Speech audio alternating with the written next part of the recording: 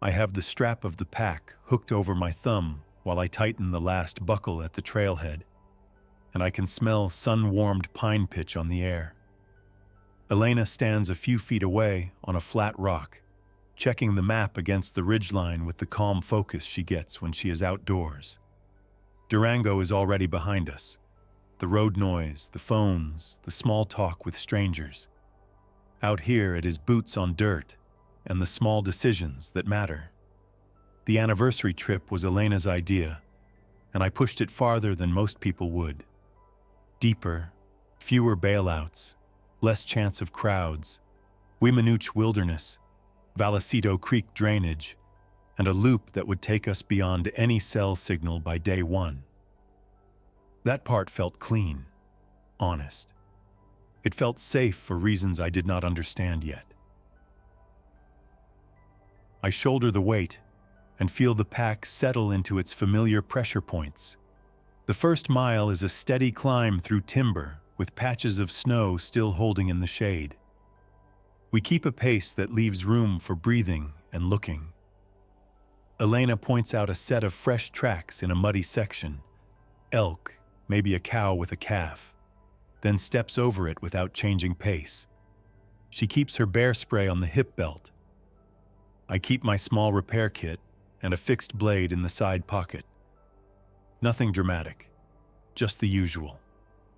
Our biggest plan is dinner, a pouch meal split between us at the first camp, then coffee in the morning that tastes a little burnt because every backcountry coffee tastes a little burnt.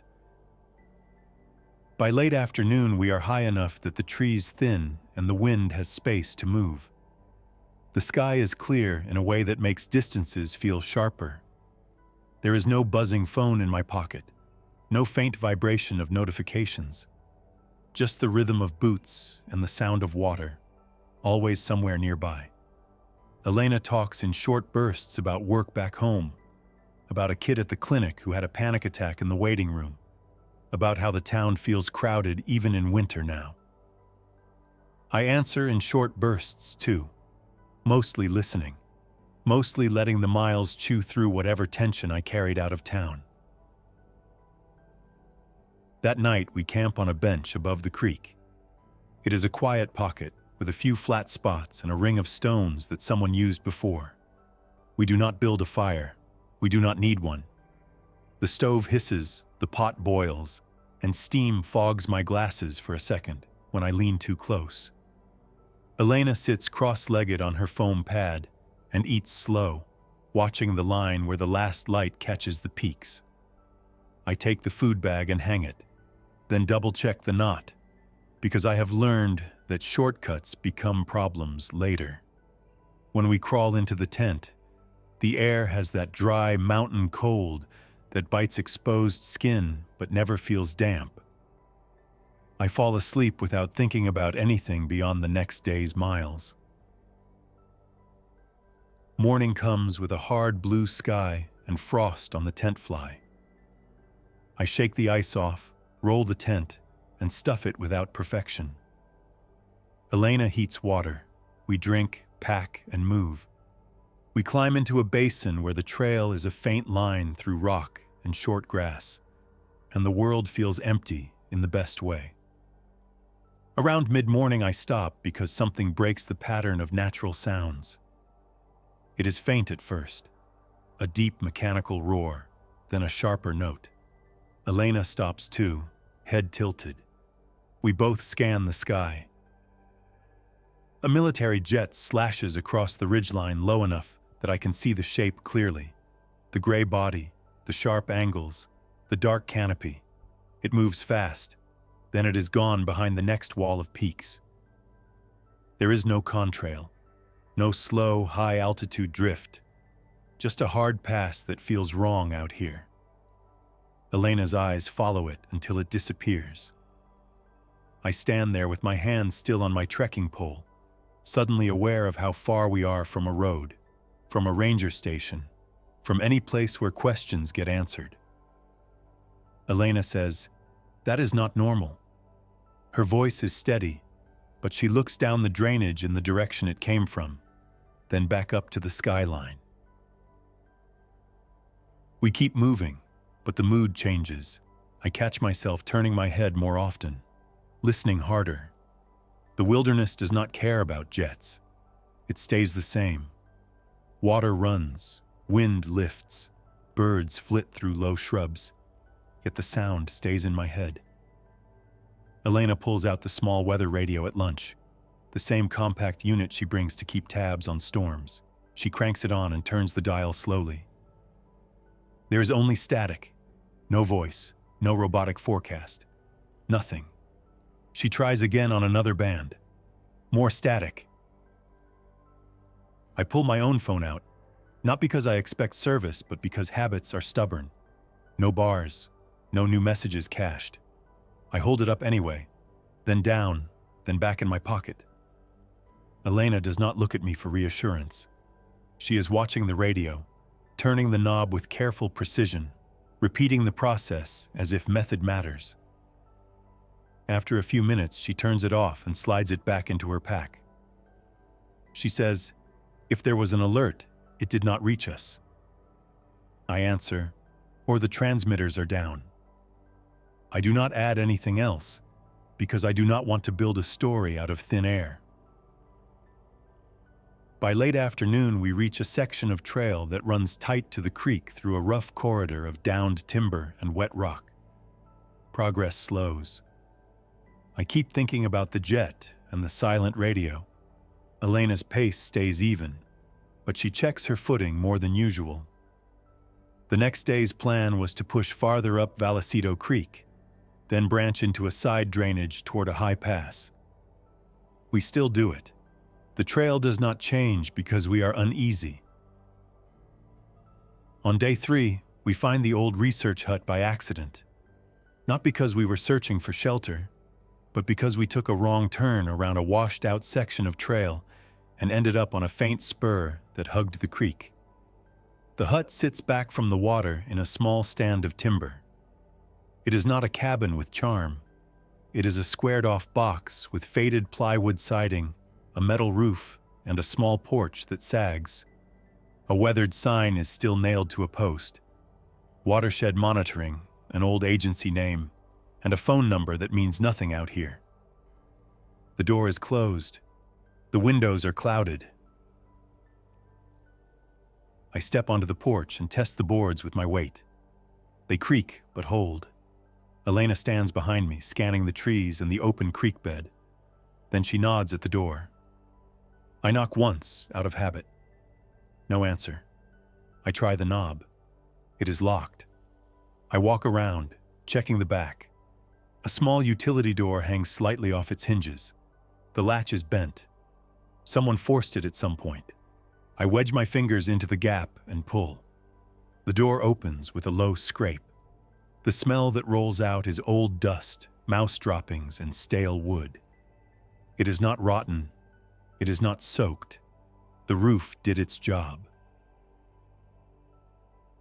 Inside, there is a narrow main room with 2 bunks built against one wall, a small table, and shelves with rusting cans of fuel, broken instruments, and old notebooks. A compact cast-iron stove sits in the corner with a pipe that runs up through the ceiling. The window glass is intact. The floor is dirty but solid.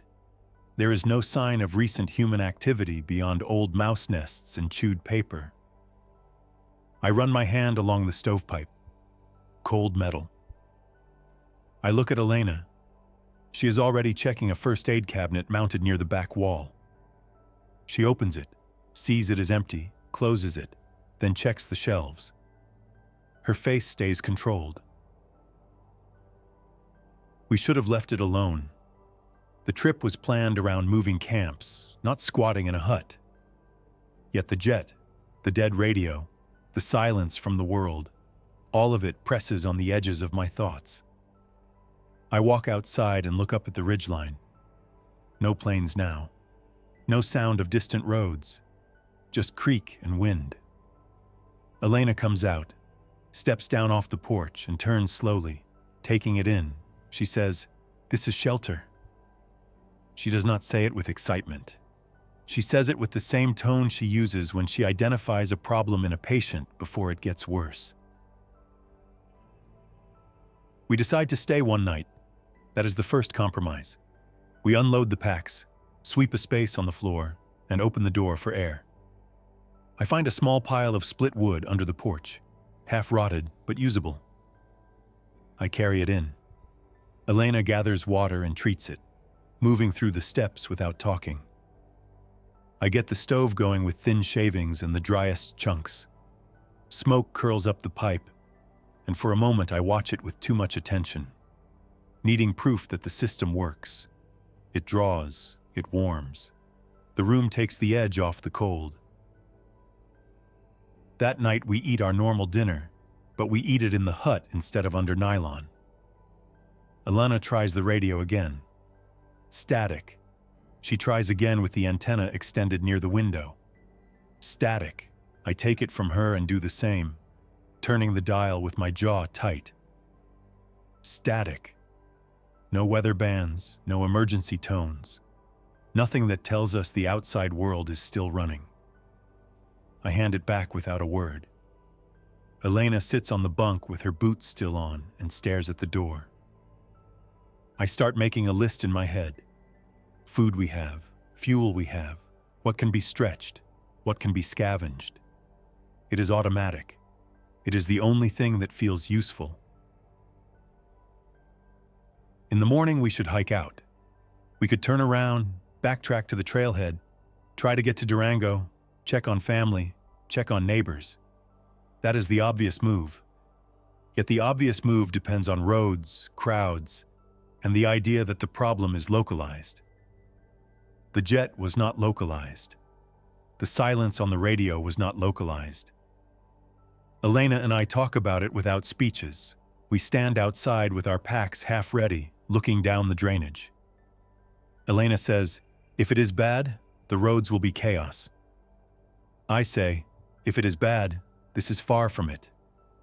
Elena watches the water sliding over stones and says, "If one of us gets hurt, we are stuck." I answer, "We are stuck either way if it is bad." We choose the hut. That choice does not come with relief. It comes with work. The first day of the new plan is cleaning. We drag everything that is rotted or infested out onto the porch. I seal mouse holes with steel wool from my repair kit and pieces of scrap metal I find behind a shelf. Elena scrubs surfaces with boiled water and a little soap, then lays out our gear so it is organized and reachable. We set a sleeping arrangement, a food corner, a water corner. We close the door and test it. The lock is broken, so I rig a bar across the inside using a shovel handle and a bracket I bend from a scrap of metal. It is crude, but it holds the door shut from inside.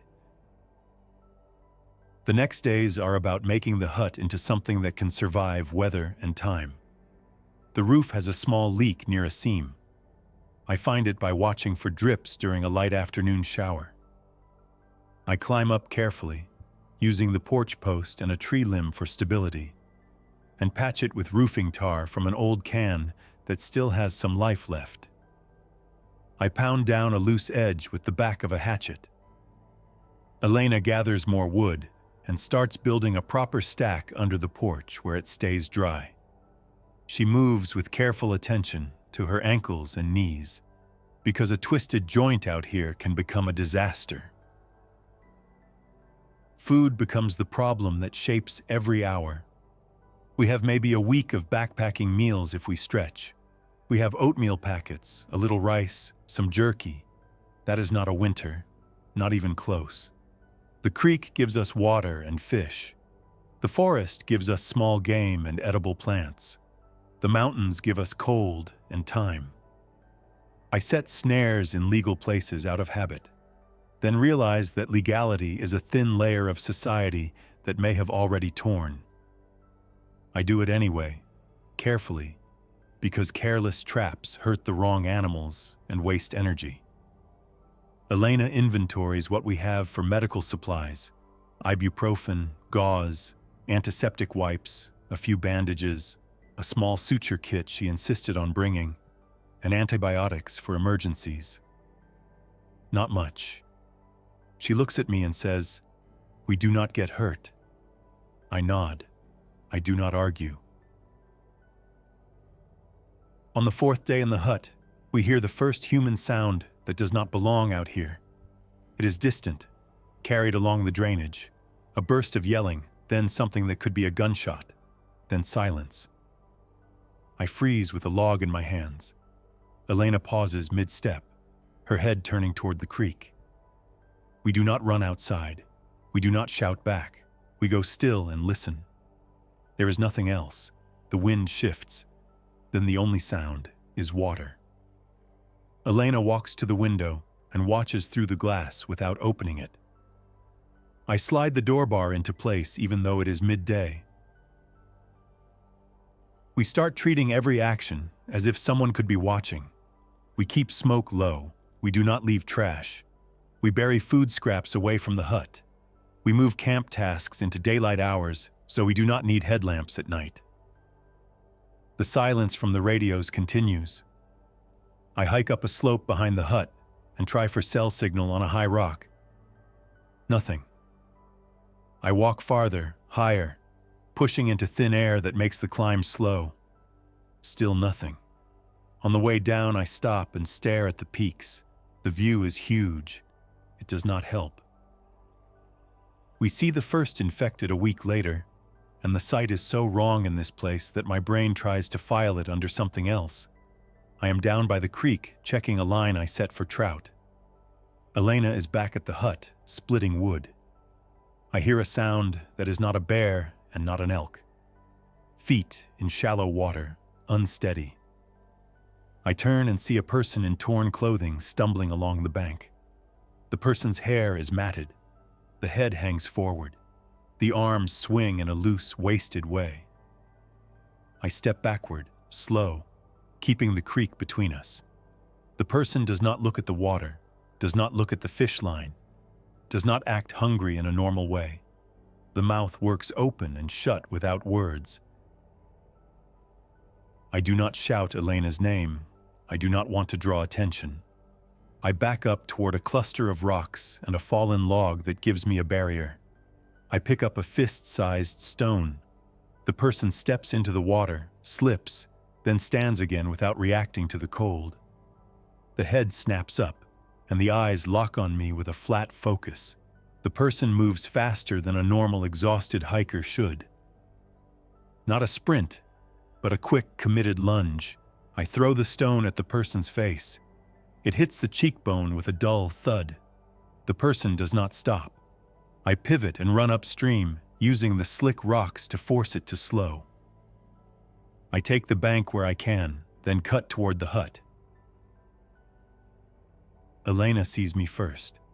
Her posture changes instantly. No panic, just a hard shift into action.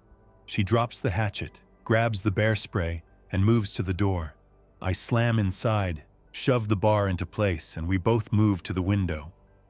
The infected person comes into view through the trees, wet pants clinging to legs, arms reaching, mouth working. Elena raises the bear spray but does not open the door. I grab the hatchet off the floor where it leans near the stove, then stop because a hatchet fight at the threshold is a losing plan. We hold. The infected slams into the door once, then again. The door shudders. The bar holds. The infected scratches at the wood with broken nails. Minutes pass in a stretched silence. The infected keeps pushing, then drifts to the window and smears dirty hands on the glass. Elena's knuckles are white around the spray can. I keep the hatchet raised, but I do not swing because there is nothing to hit. The infected's head jerks as if it hears something else, and it staggers away from the hut into the timber. We stay still for a long time after it disappears. Elena finally lowers the spray and says, "It found us." I answer, "It followed the drainage." Elena looks toward the creek and says, "So will others." That day becomes a turning point. We are not just waiting out a collapse anymore. We are defending a position. We build a better door brace with thicker wood and a metal bracket screwed into the wall studs. I reinforce the window frames with additional strips of wood that can be dropped into place from inside. Not sealed permanently, just stronger. Elena organizes our limited medical supplies into a clear order and makes a small pack that can be grabbed in one motion. We also build a plan that hurts to speak out loud. If the hut is breached, we run uphill, not down the drainage. We go for height and rough terrain, because slow movement is harder in broken ground. The next weeks blur into work and careful routines. Every morning starts with checking the creek, checking for tracks, checking for any sign of human movement. I set a perimeter of simple noise alerts using small stones stacked on flat rocks, and a few lines of cord that will pull them down if something pushes through. It is primitive, but it gives warning. Elena does not wander far alone. I do not either. We move in sight of each other when possible. When one of us has to go farther, the other stays near the hut with the door barred and a clear line of sight. We start catching fish regularly. Not big ones, but enough to matter. We smoke some over low heat using a small rack I build from green sticks, keeping the smoke thin. We dry some strips inside near the stove. We learn what plants we can rely on for calories and what plants are only filler. We find a patch of edible roots near a wet meadow and dig them carefully. Our hands stay dirty. Our nails stay split. Our clothes smell of wood smoke and creek water. Elena keeps her hair braided tight to avoid tangles and ticks. I start wearing my hat even inside because it keeps sweat from dripping into my eyes when I work. The first snowfall comes early. It dusts the roof and melts by noon, but it tells us what is coming. Winter in the Rockies does not negotiate. We cut more wood. We build a better woodshed from scavenged boards and a tarp we find rolled behind a shelf. I dig a shallow drainage channel around the hut to keep meltwater from pooling near the foundation. Elena stitches torn seams in our outer layers and checks our boots for separation at the soles.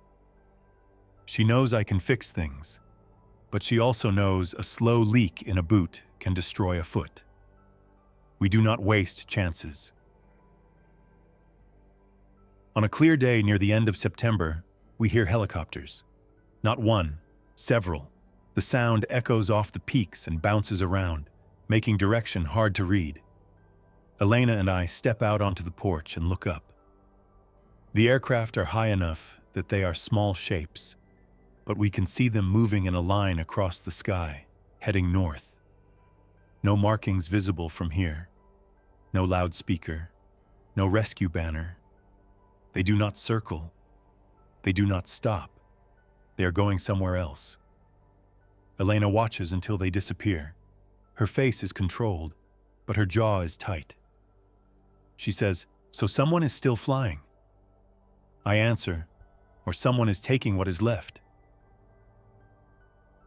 That night we do not sleep much. Not because we feel physical fear in a dramatic way, but because we keep getting up to check the door brace, to check the windows, to listen for any distant sound that might mean people are coming up the drainage. It is not paranoia. It is just pattern recognition. The infected person did not belong here, and yet it arrived. Helicopters did not belong here, and yet they crossed the sky. The world is moving, even if we are hidden. The injury happens on a morning that starts ordinary. Elena and I go upriver together to check traps and collect a bundle of deadfall. The ground is damp from overnight frost melt. Rocks are slick. We move slow, stepping carefully. Elena is ahead of me, crossing a narrow section where the creek cuts close to a steep bank. She steps onto a flat rock that looks stable. The rock shifts. Not much, just enough. Elena's foot slides. Her body tilts. She throws her hands out and grabs at a branch, but the branch snaps. She drops down the short bank, lands hard, and slides into the shallow edge of the creek. I reach her in 2 steps and grab her by the jacket. hauling her up onto the bank. She does not scream. She clamps her mouth shut and stares at the sky for a second, then looks at me and says, "Leg." I follow her gaze to her lower leg. The pant fabric is wet and dark. Her ankle sits at a wrong angle. Not grotesque, but wrong enough that my stomach drops. Elena grips my wrist and says, "Do not pull."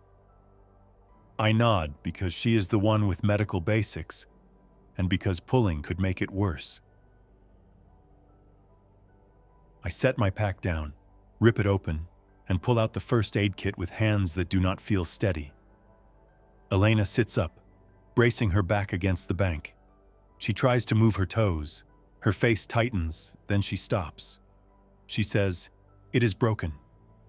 I do not argue. I cut her pant leg carefully with scissors, exposing the swelling ankle, skin already reddening. Elena swallows once and says, "Splint, tight, not too tight." I grab the foam pad from my pack, fold it, and press it around the ankle. I use 2 flat sticks and wrap them in place with gauze and duct tape. My hands move fast, but not sloppy. I keep checking her toes for color. Elena watches me and nods once when it is secure. Getting her back to the hut is a slow grind. I put her arm over my shoulders and let her use me as a crutch while she hops on the good foot. The creek path that felt easy before now feels hostile. Every step is a risk. I stop often.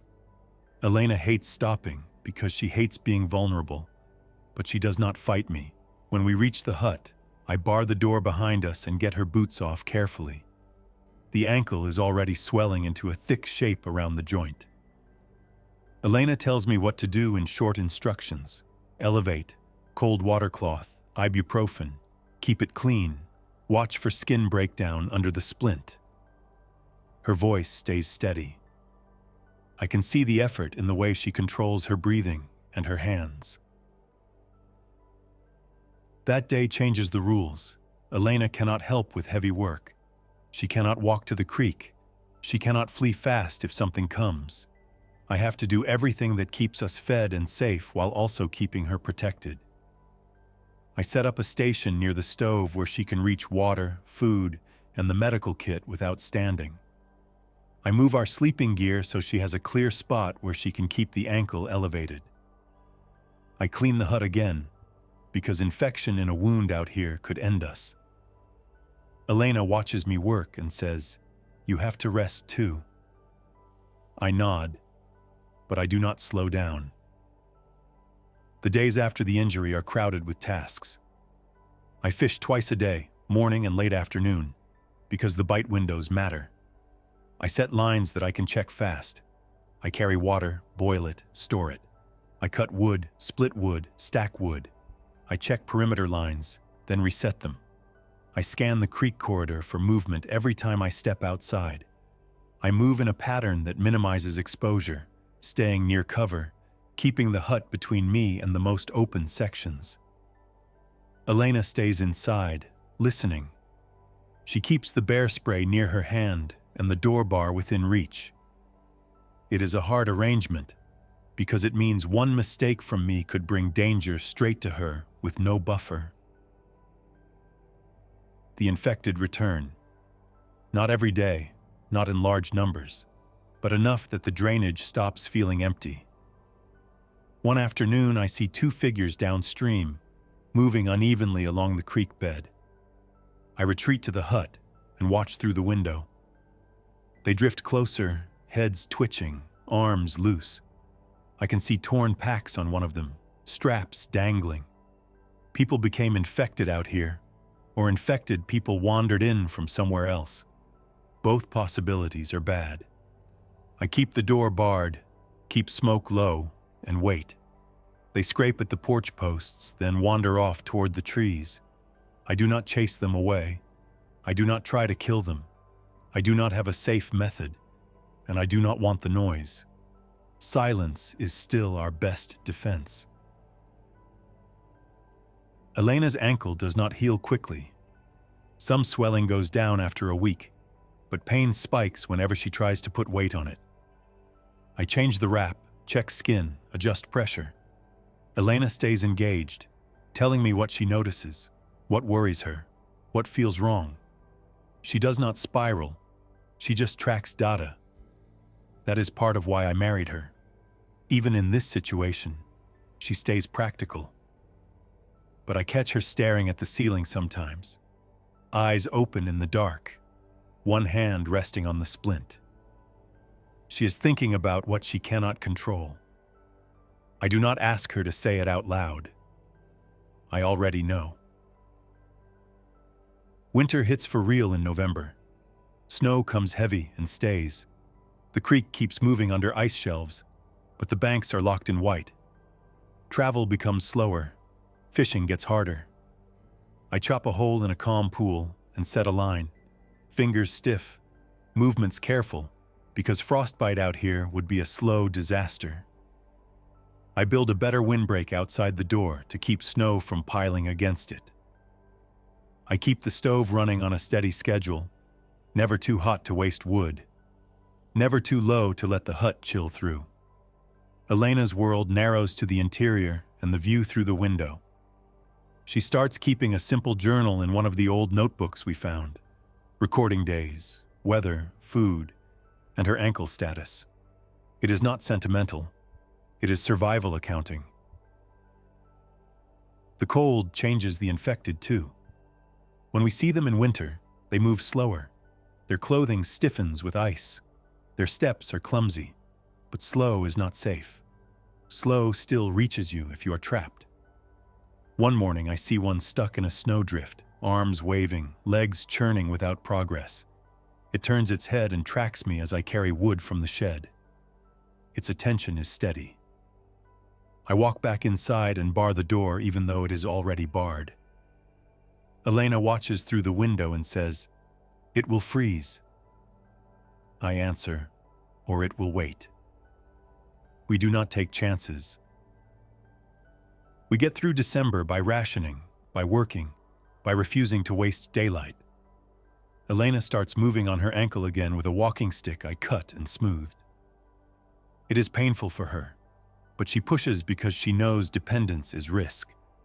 She limps from bunk to stove, from stove to door, practicing the motion so she can at least move if something breaches. I shovel snow away from the porch so the door can open without resistance.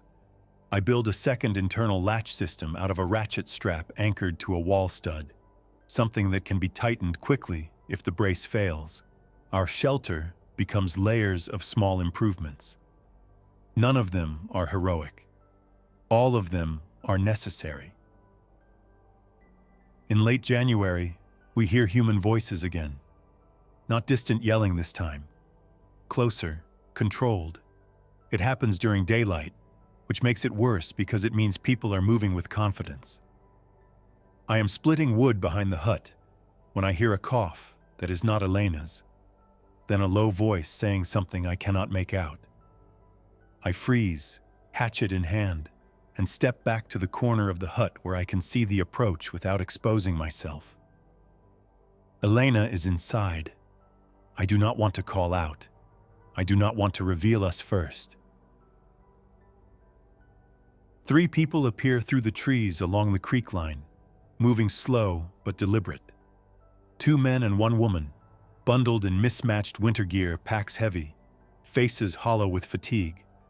1 man carries a rifle slung low. The woman has a trekking pole and a wrapped bundle on her back that could be extra clothing or food. They stop when they see the hut. The man with the rifle raises a hand, palm out, then calls, "Hello? Anyone here?" His voice cracks slightly at the end. It does not sound aggressive. It sounds desperate and careful. I do not step out. I move inside, bar the door tighter, and go to the window. Elena looks at me from the bunk, reading my face. I whisper, "People." Elena sits up straight, the splint visible under her blanket. She reaches for the bear spray. I put a finger to my lips and motion for her to stay back. Then I speak through the closed window, voice raised enough to carry. "Stay where you are." The The man nods and keeps his hands visible. He says, "We are not here to hurt anyone. We saw smoke a while back. We need a place to rest. We can trade." Trade. The word lands heavy. We have built our survival on being unnoticed. Trade means contact. Contact means risk, but turning them away means leaving 3 people in winter wilderness with infected drifting through the drainage. That choice would sit on my conscience, even if conscience is a luxury now. Elena's eyes meet mine. She does not beg. She does not command. She waits for me to decide, because she knows I can see the approach angles, and the door strength, and the probabilities. I stare at the rifle, then at the man's face. He looks tired in a way that says hunger and cold have already taken pieces of him. I tell them, "Weapons stay down. You come one at a time to the porch. No sudden moves." The man nods again.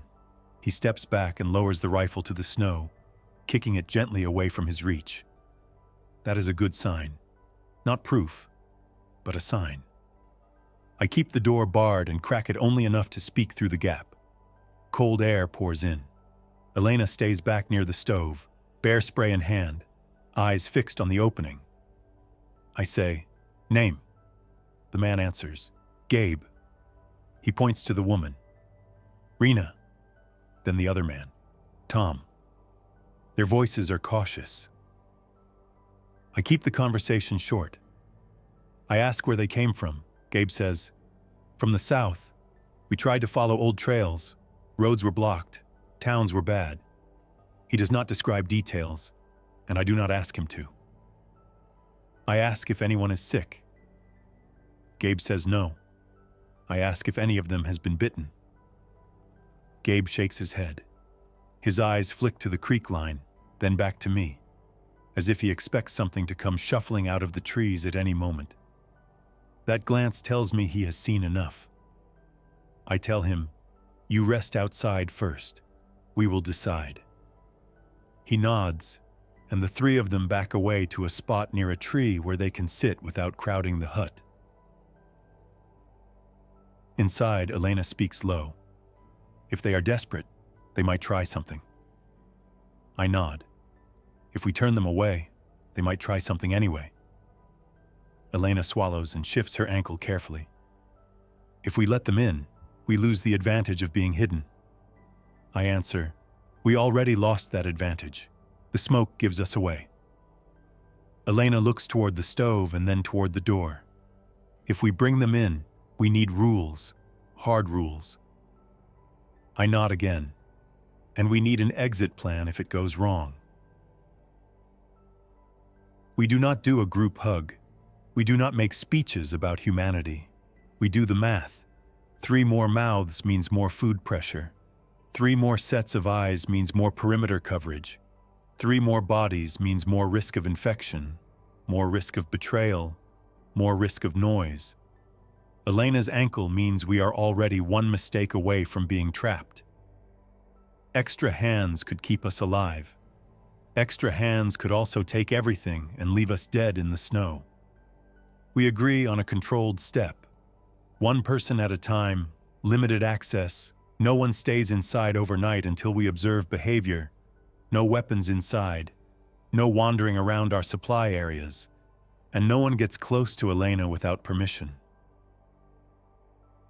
I step back outside, door barred behind me with the ratchet strap still loose so I can get back in fast. I walk to the edge of the porch and call, "Gabe, alone, come to the porch, hands visible." Gabe stands slowly, holding his hands out from his sides, fingers spread, then walks toward me in the snow. He moves with care, not rushing. He stops at the porch steps and waits. I tell him, "No weapons, no bags inside yet." He nods and sets his pack down. I ask what he has to trade. Gabe opens a side pocket and pulls out a small bundle wrapped in cloth. He unwraps it enough to show a few packets of instant soup, a small bag of rice, and a handful of medical blister packs, antibiotics. Not many, but real. My throat goes dry. Elena's ankle flashes through my mind. I do not snatch it. I do not show excitement. I keep my face flat and say, "Where did you get those?" Gabe answers, "A cabin, empty. We did not take from living people." I do not know if that is true. I cannot know. I tell him to wait, then step inside and show Elena through the window. Her eyes sharpen. She whispers, "That could keep infection down." I nod, or it is bait. Elena watches Gabe's posture through the glass. Gabe stands with his shoulders slumped, eyes down, not scanning for angles. He looks tired, not predatory. Elena says, "Still needs rules." I answer, "Yes." We let Gabe sit inside for 10 minutes while we watch him. I keep the door open only enough to control it, bar ready to slam into place. Elena stays back, bear spray visible. Gabe sits on the edge of the chair, hands on his knees, breathing slow. He does not jump up. He does not dart his eyes to our food corner more than once, and when he does, he looks away quickly. He tells us short facts. Durango was bad. Bayfield was worse. People were leaving into the mountains. The sickness turned people violent, then not human. He uses simple words, no grand claims. He does not mention government rescues. He does not mention safe zones. That absence feels honest. When time is up, I tell him to step outside again. He does it without protest. Then we repeat with Rina, then Tom, keeping the same process. Rina has a small wound on her hand that she shows willingly, already cleaned and wrapped. She asks for fresh water. I give it, and she drinks slow, then thanks me without pushing closer. Tom barely speaks. He keeps glancing over his shoulder at the trees, and that tells me he is running on nerves. Fear makes people do dumb things. It also makes them jump at shadows and fire at noise. That risk matters. By evening, we let them sleep under the porch overhang with a small tarp windbreak we rig quickly, far enough that they cannot touch the door if they decide to rush it. We do not let them inside overnight. That sounds cruel, but it is the only way to keep control. Elena and I take turns awake. Not dramatic, not pacing, just listening, checking the window, watching the stove flame. Outside, the three survivors whisper to each other in low voices. No arguing, no threats. They sound exhausted. At one point, I hear Rina cough, then apologize quietly. Gabe tells her to sip water. Those small exchanges matter more than big speeches. Morning brings a thin snowfall and a gray sky. I step outside first, scanning the creek line. No infected in sight. The survivors are stiff with cold, faces pinched, hands slow. I hand them warm water and a small portion of fish from yesterday. They eat with restraint, not grabbing, not demanding more. After they finish, Gabe offers the antibiotics again and says, "We can help. We can cut wood. We can hunt. We can watch the drainage." He pauses, then adds, "We cannot go back. There is nothing behind us." His eyes flick toward the trees again, not toward the hut. He is still afraid of what moves out there. That keeps him honest in the short term. We do not accept them fully that day. We set tasks instead. Gabe works with me on wood, and I watch how he handles tools. He is clumsy at first, then steady. He listens when I tell him to keep his fingers away from the blade path. Rina helps Elena inside, but only under Elena's instructions. She carries water, sweeps the floor, keeps her distance when Elena shifts her splint. Tom and I check the perimeter stones and lines. Tom spots a set of tracks in the snow and points without stepping into them, keeping them clear for reading. That tells me he has been paying attention for a while. The tracks belong to an infected person, not a deer. The stride is uneven. The toe drag is wrong. It passed near the hut overnight and moved on. We all look at each other without words. The drainage is active. Over the next week, the hut changes again. Not in structure, but in rhythm. More hands mean more work can be done. We build a better woodshed with real supports. We extend our perimeter noise lines. We set a rotating watch schedule. We also have to manage tension between people in close quarters without letting it become a slow poison. I do not allow long debates. I do not allow private corners where secrets grow. Rules stay simple. Contribute. Be honest about injuries. Do not wander. Do not touch supplies without permission. Do not raise voices. Do not fire weapons unless there is no other option. Gabe accepts it. Rena accepts it. Tom grunts and accepts it. Elena's ankle begins to improve faster with the extra support. She can rest more. She can keep it elevated while still having help with tasks. Rena knows basic care too and follows Elena's lead. With the antibiotics, we treat a small skin infection that started under the wrap where sweat and friction irritated the skin. That is not dramatic. It is just reality. Small things kill people when the system collapses. Elena's face softens for the first time in months when she sees the redness fade over several days. She does not smile big.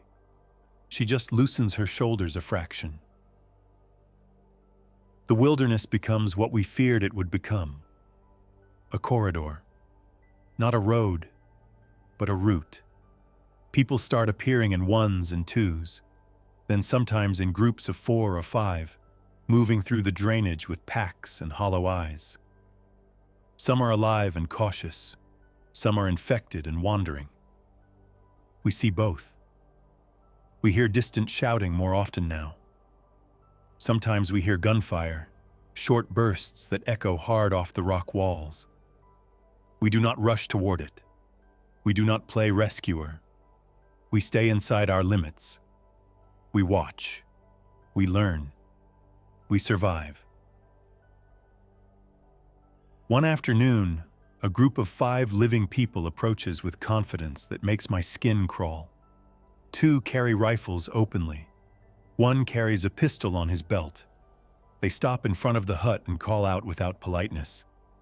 The leader says, "We know you are in there. Open up." Gabe and Tom both tense. Rena steps behind Elena inside. Elena grips the bear spray and keeps her face blank. I speak through the window and say, "Keep moving."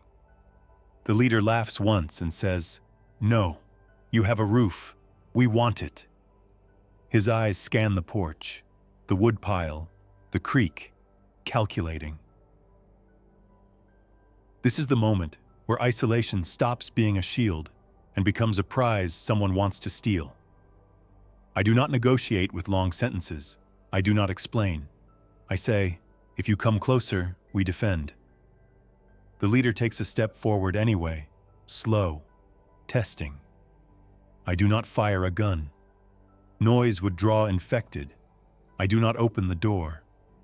Instead, I lift a small camp stove fuel canister from a shelf near the window and hold it up where he can see.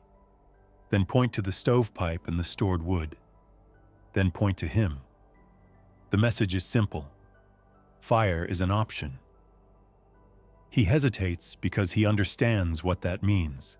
His eyes flick to the trees. He knows infected are out there too. He is not fearless. He is greedy. Greed has limits when death is close. Gabe steps into view beside me, not as backup muscle, but as another set of eyes. Tom appears at the other window with a hatchet in hand. Not a gun, a tool. Rena stays out of sight. Elena stays back but visible enough that the leader sees a woman inside and realizes we are not alone. That changes his math. He wanted an easy take. He sees a group that will cost him something. He spits into the snow, mutters to his people, and backs away. He throws one last line. "This place will get found again." Then he turns and leads them downstream. We keep watching until they disappear. After that, we change again. We stop letting unknown people approach the porch. We establish a contact point farther out, a flat rock near the creek bend where anyone can be spoken to from cover. We create signals with stacked stones that tell others to stop and wait. We keep our smoke lower. We also accept that the hut is no longer a secret. It is a position we hold. That is a hard mental shift. A secret place feels safe. A held place feels temporary, even if you build it well. Spring comes late. Snow retreats in dirty patches. The creek swells with meltwater and roars louder. Elena can walk again with a limp and a stick. She takes short trips outside with Rena at her side. Gabe becomes more confident with the work. Tom becomes less jumpy. We do not become a happy community. We become a functioning one. We trade small things with cautious travelers who stop at our contact point. A bit of fish for a box of matches. A strip of dried meat for a roll of duct tape. A spool of fishing line for a handful of painkillers. Every trade carries risk, so we keep them brief and controlled. The infected never disappear. Warm weather makes them more mobile. We see more of them drifting the drainage, sometimes alone, sometimes in small clusters. We learn to read their movement patterns. They follow noise, they follow motion. They get stuck in brush and keep pushing until they tear through. We learn to stay quiet, to move behind cover, to avoid shouting even when frustrated. When one gets too close, we use thrown stones to redirect it away from the hut rather than trying to fight. It is not bravery, it is keeping the odds in our favor. One day in early summer, we find a second structure up a side slope, an old equipment shed half collapsed, mostly useless, but it has metal brackets and lengths of chain that can be salvaged. Gabe and I haul pieces back over 2 trips. Elena and Rena sort and clean them. Tom scouts the area for signs of other people. It is backbreaking work in the thin mountain air, but it gives us materials to improve the hut without venturing toward towns. We reinforce the porch supports. We create a stronger internal window brace. We also build a simple rain catchment off the roof edge into a covered barrel, not because we lack water, but because treated rainwater gives us a backup when the creek runs high and silty. I catch myself thinking about Durango more often now, not with longing, but with curiosity about what remains. That thought is dangerous because it pushes toward risk. Elena sees it in me. One evening, while we repair a torn pack strap, she says quietly, "Home is not there anymore." She does not say it to hurt me. She says it because she needs me anchored to the reality in front of us. I nod and keep stitching. The strap slides through my fingers. The needle bites through fabric. Work is the only honest answer. By the time our first full year in the hut approaches, the drainage has become a known route for survivors. Some are decent, some are predators, some are infected. We cannot control the world, but we can control our response. We stopped thinking of the hut as unreachable. That was a lie we told ourselves early on because we wanted to believe distance was armor. Distance buys time. That is all. What keeps you alive is what you do with that time. We used it to build, reinforce, learn, ration, and set rules. Elena used it to recover and to keep our choices from turning reckless. Gabe, Rena, and Tom used it to become part of the work instead of a burden. On a clear morning, I stand on the porch and watch sunlight crawl down the opposite slope, warming the tops of the trees first, then the lower branches, then the creek. The air smells of wet stone and pine needles. Elena steps out beside me with her walking stick. She still limps, but she stands steady. She looks down the drainage and says, "More will come." I answer, "Yes," she says. "We cannot save everyone." I answer, "No." She turns to me and says, "We decide who gets close." I nod. That is the true trade-off we live with now. Not isolation versus community in an abstract way. It is control versus chaos. One decision at a time, with no guarantee that the next person who appears between the trees will be tired and honest instead of hungry and violent. We go back inside and start the day's tasks. The stove needs ash cleared. The water catch needs filtering. The fish lines need checking. The perimeter stones need resetting after last night's wind. There is no grand ending and no clean solution. There is only the hut, the creek, the drainage that carries both life and danger, and the work that keeps us breathing in a world that stopped caring whether we make it.